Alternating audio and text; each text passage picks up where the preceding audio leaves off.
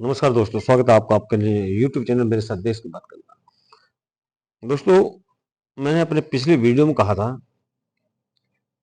कि इस देश की जो बड़ी बूढ़ी पार्टी है, राजनीतिक पार्टी है, उसके दो शीर्ष के नेता, उन पर ये इल्जाम लगाया गया है कि उनका संबंध जॉर्ज सोरोस के साथ है। और उसी संदर्भ में लोग कहते हैं या कह रहे हैं कि भारत की मौजूदा सरकार, मतलब भारतीय जनता पार्टी और प्रधानमंत्री माननीय मोदी जी, उनके खिलाफ कुछ नहीं कर पा रहे हैं। मैंने तब भी कहा था कि आप मोदी जी के मूड को समझ नहीं पाएंगे। मोदी जी कब क्या करते हैं वो केवल मोदी जी ही जानते हैं।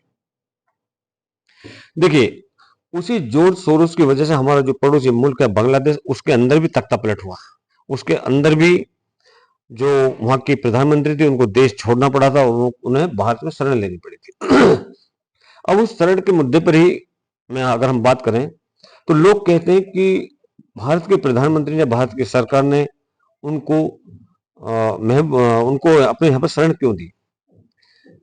तो शरण हमने उनको इसलिए दी कि जो उनका शुरू से लगाव था भारत के साथ में, जो राजनीतिक विचार थे, वो मेल खाते थे।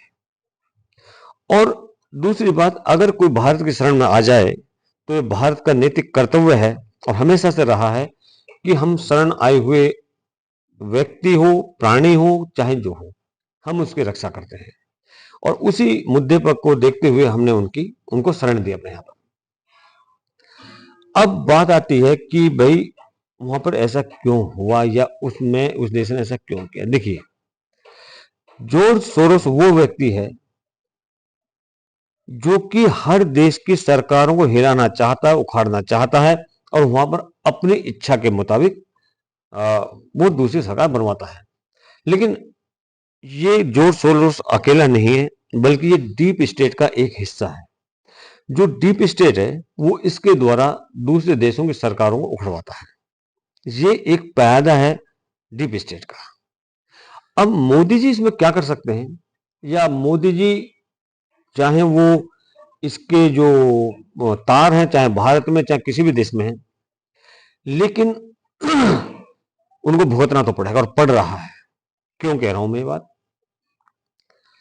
क्योंकि अभी हाल ही में जो बांग्लादेश में हुआ है, उसका केस इंटरनेशनल कोर्ट के अंदर में फाइल हुआ है।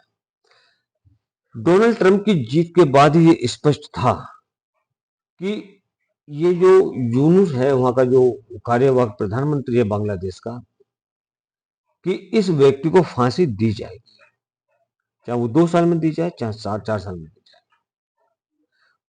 उसी ओर अब एक कदम बढ़ चुका है।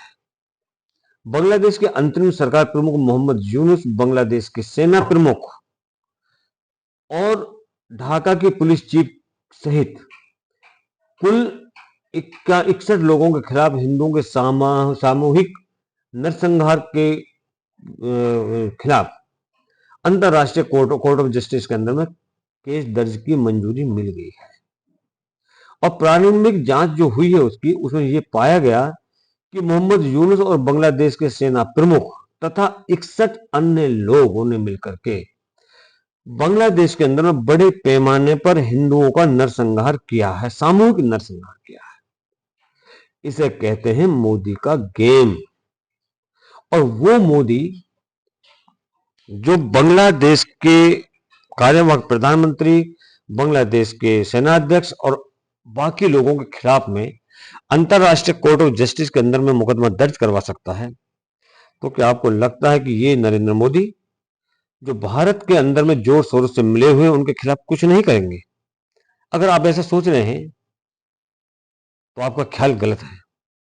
ये मोदी हैं और मोदी से कोई बच नहीं सकता। और स्पेशली जो इस देश के खिलाफ हैं, देश के विरुद्ध हैं, वो कभी नहीं बच सकते। बस थोड़ा सा इंतजार कीजिए, सही समय आने दीजिए।